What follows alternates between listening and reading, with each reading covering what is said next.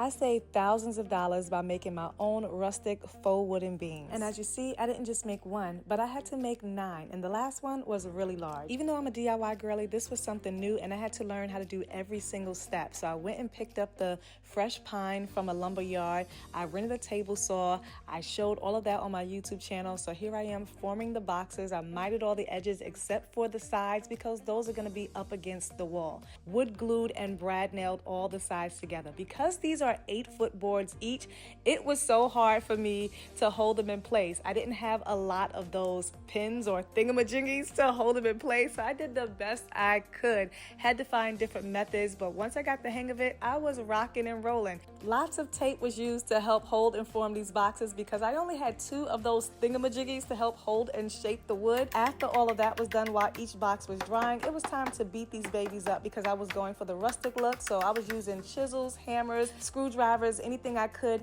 to make them rustic. After the hammer time was over, then I had to sand each beam, each side. Yeah, my arms were on fire. Had to get a tarp because it was 100 degrees out here some days. Then I applied a wood conditioner to all the sides. This was definitely an extra step, but needed because after all of that hard work, I wanted to make sure my stain applied really smooth. I definitely had a system down because with all these beams, everything was in rotation. I felt like I had an assembly line. The only thing is, it was just me. So while one beam was drying, I was going to the next step. So here I am applying the stain, and I used 2 different colors. It was like a 2-piece combo. I used the dark walnut and I used the espresso.